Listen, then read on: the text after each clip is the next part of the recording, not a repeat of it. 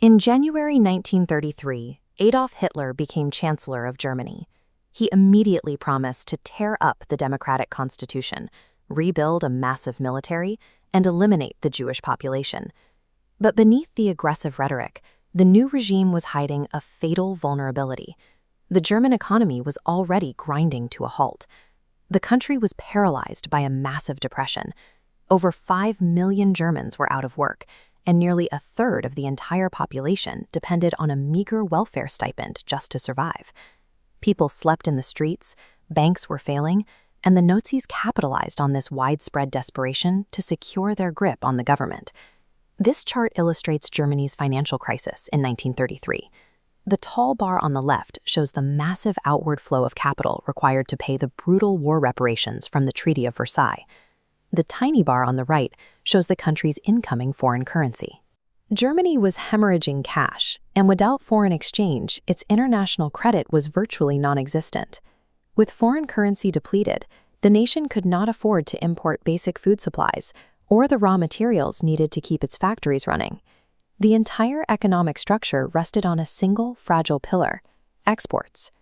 Selling manufactured goods abroad was the only way Germany could bring in the cash it needed to survive. Millions of domestic jobs were entirely tied to foreign markets. This meant that the new dictator, despite his absolute control over the German state, was completely dependent on international trade. His survival required foreign consumers to keep buying German products. Global powers recognized the threat Hitler posed, but they chose to look the other way. The United States and Great Britain refused to intervene, in large part because they viewed a rearmed fascist Germany as a useful political buffer against the spread of Soviet communism. With world governments standing by, the only group highly motivated to oppose the Third Reich was the global Jewish diaspora. But they faced an obvious logistical problem. Jews had no sovereign territory, no central government, and absolutely no military force. Since they couldn't fight the Nazis on a physical battlefield, Jewish leaders had to leverage the one vulnerability they could reach across the ocean. They began organizing to choke off the German export market through a coordinated international economic boycott. Jewish organizations knew this tactic could work because they had successfully tested it a decade earlier. In the 1920s, Henry Ford used his massive wealth to publish and distribute a fiercely anti-Semitic newspaper. In response, Jewish communities across the United States organized a grassroots boycott, refusing to purchase any vehicle carrying the Ford logo. This line graph maps Ford's automotive sales during the 1920s. Notice the steep drop in the Northeast and other major urban centers. As the boycott took hold, dealerships in these heavily Jewish demographics reported severe declines in consumer purchases. By 1927, facing heavy financial losses in those markets and fierce competition from Chevrolet, the richest man in America gave in. Ford issued a highly publicized apology, burned thousands of copies of his anti-Semitic books, and completely shut down his newspaper. The rising Nazi Party in Germany watched their idol surrender.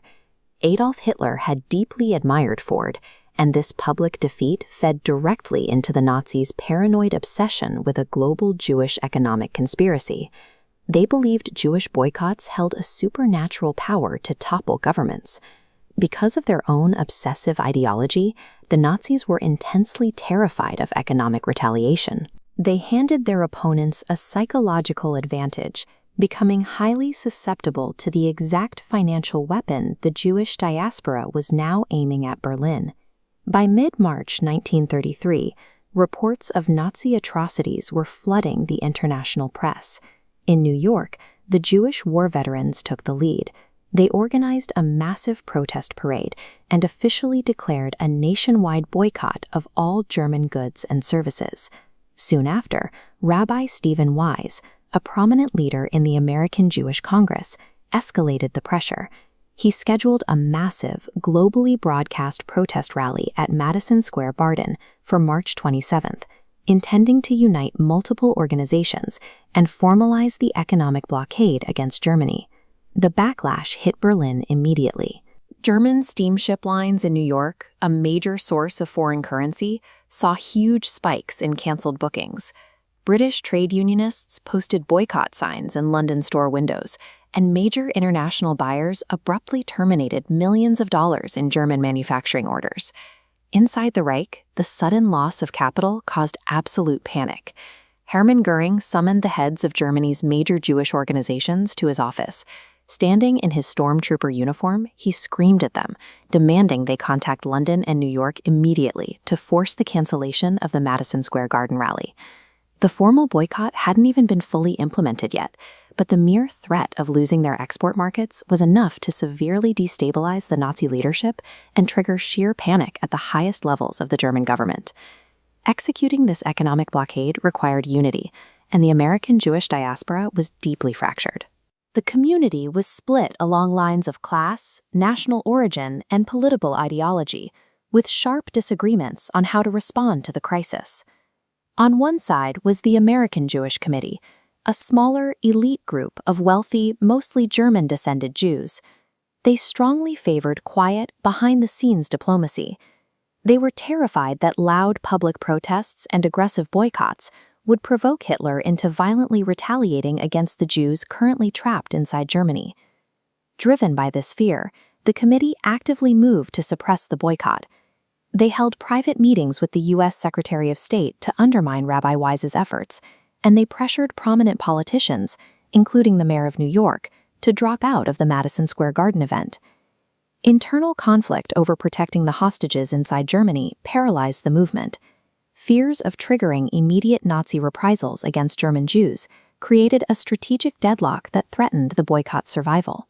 Despite the intense pressure and the desperate pleas to stand down, Stephen Wise held his ground.